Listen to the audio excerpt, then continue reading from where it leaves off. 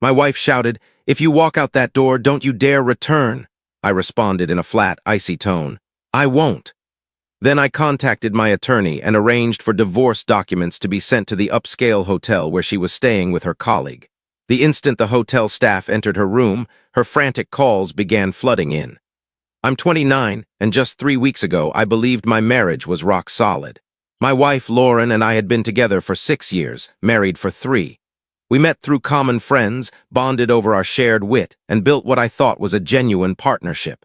I worked in supply chain management. She was in corporate marketing. We earned good incomes, owned a comfortable suburban home, and discussed starting a family soon. Everything seemed fine. In hindsight, I can see the warning signs I overlooked. 4 months ago, Lauren began taking frequent business trips, short 1 or 2 night stays, always to the same city 2 hours away. She claimed it was for a critical client project she was handling with her coworker, Derek.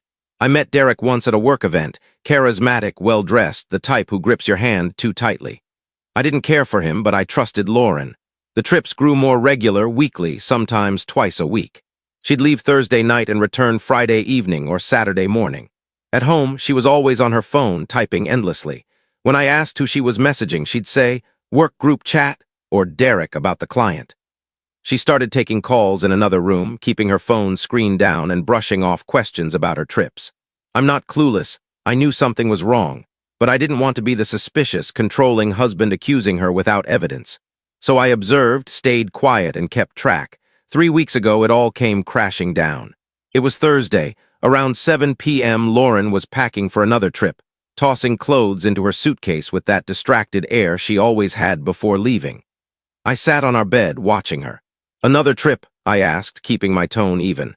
"Yeah, big meeting tomorrow. Derek and I need to prepare tonight," she replied. "At the hotel?" She hesitated just for a moment. "Yes, it's more convenient than driving back and forth. You've been going on a lot of these lately. It's a major project, I've told you that." "Right, the major project." I stood.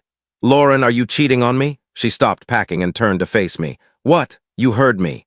Are you sleeping with Derek? Are you kidding me right now?"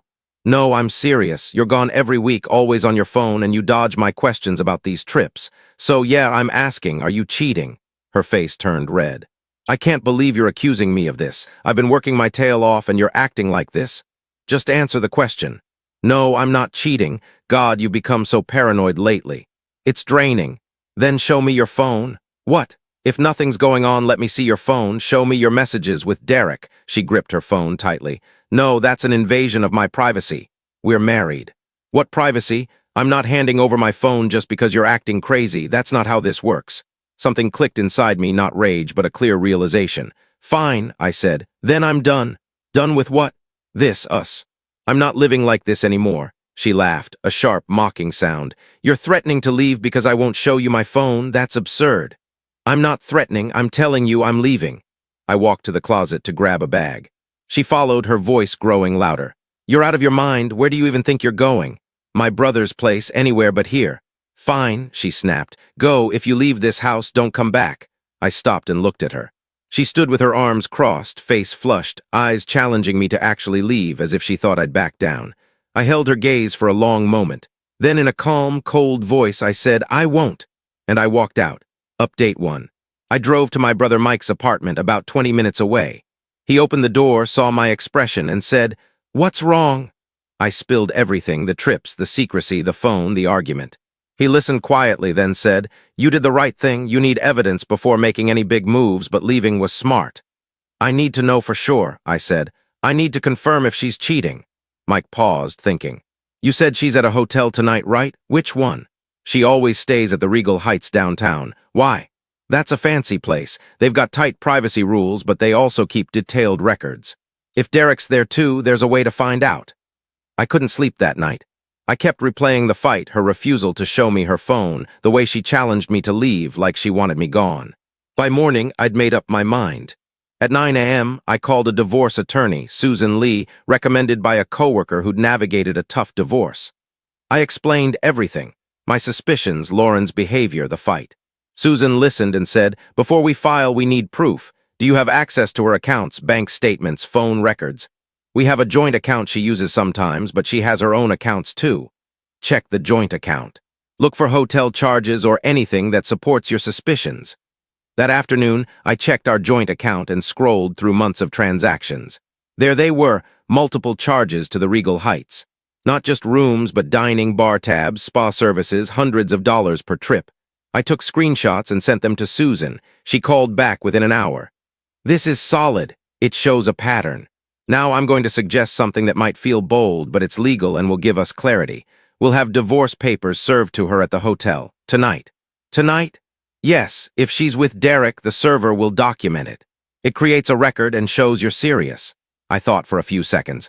Do it! Update 2, Susan arranged for a process server to deliver the divorce papers to Lauren at the Regal Heights at 8 p.m. The server was to hand them to her personally in her room. I sat in Mike's living room, phone in hand, waiting. Mike sat nearby, sipping a beer, trying to lighten the mood with small talk. It didn't help. I was fixated on the time. At 8:14 p.m., my phone rang. Lauren's name appeared. I let it go to voicemail. She called again immediately. I ignored it. Then texts poured in. What is this? You sent someone to my hotel? This is crazy. Call me now. I didn't reply, just watched the messages pile up, each more desperate than the last. At 8:27 p.m., she called from another number. I answered this time. What's wrong with you? She screamed. Nothing, I said. I told you I was done. I meant it.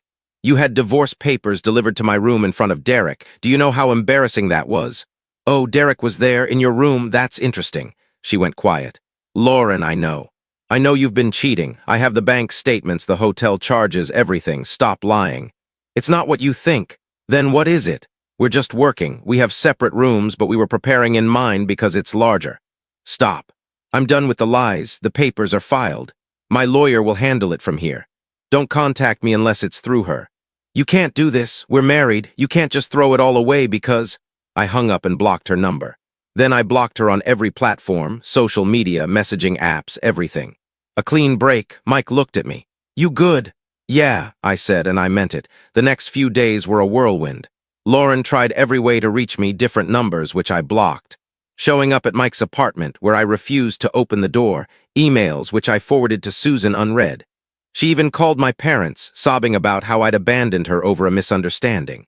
My mom called me, worried. I explained calmly, showed her the evidence. She sighed and said, I'm sorry, son, do what you have to do. Through Susan, I learned Lauren had hired her own attorney. The divorce was proceeding. We were haggling over assets, the house, cars, savings. I didn't care much about the details, I just wanted out.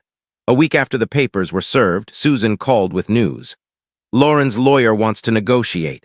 Her employer learned about the affair with Derek. They have a strict no fraternization policy, especially when it involves company expenses. Both are under investigation. For what? Misusing company funds. If they used corporate accounts for their affair, hotels, meals, etc., it's grounds for termination. Her lawyer's worried that if this comes out in court, she could lose her job. I felt a quiet satisfaction. Good, she's offering the house, the car, and most of the savings if you keep the affair details confidential. Tell her I'll consider it. I didn't need to think long. I took the deal not to protect Lauren, but to move on quickly and cleanly. The divorce was finalized 6 weeks after I left. Lauren signed everything without a fight. I kept the house, my car, and most of our savings. She took her personal items and whatever was in her separate accounts. Final update, it's been 2 months since the divorce was finalized. I'm still in the house we shared, but it feels different now. I've redecorated, removed anything tied to Lauren, and made it my own. It feels refreshing, like a new start. I heard through mutual contacts that Lauren lost her job. The company's investigation confirmed she and Derek misused expense accounts for personal use. Both were fired. Derek apparently relocated for a new position elsewhere. Lauren's now in a lower-paying sales role, earning far less than before. I don't feel sorry for her. She made her choices. I've been seeing a therapist, not because I'm heartbroken, but to understand how I ignored the red flags for so long, how I dismissed my instincts to avoid facing reality. It's been eye-opening. I'm learning to trust my gut and not shy away from uncomfortable truths. People ask if I regret my approach, serving papers at the hotel, moving on so quickly. My answer's always the same, no. Lauren revealed her true self when she lied and dared me to leave, thinking I wouldn't. I just took her at her word. Some say I was too harsh, too detached during the process. But I grieved the marriage while I was still in it, watching her drift away, sensing the betrayal. By the time I left, I'd already mourned. The divorce was just formalizing it. I'm not angry or bitter. I'm relieved. Relieved to be free of someone I couldn't trust. Relieved we didn't have kids or deeper entanglements. Relieved I had the strength to walk away when I knew something was wrong. Lauren taught me what I won't accept. Deceit, manipulation, betrayal. And she showed me that sometimes the best thing you can do is believe someone when they reveal who they are. I'm dating again, keeping it light for now. I'm open to something serious eventually, but I'm cautious, more attuned to my instincts, ready to walk away if something feels off. As for Lauren, I don't know where she is or what she's doing. I don't check her social media or ask about her. That part of my life is over and I'm at peace with it. Edit, people ask if I feel guilty about Lauren losing her job. No. She and Derek misused company resources to carry out their affair. That's their responsibility, not mine. The divorce would have exposed it eventually. I just sped things up. Edit 2. Some suggest I should have tried couples counseling first. Why? She was actively cheating and refused to acknowledge any issue. Therapy requires honesty and a willingness to change. Lauren had neither. I wasn't going to waste time trying to fix what she'd already broken.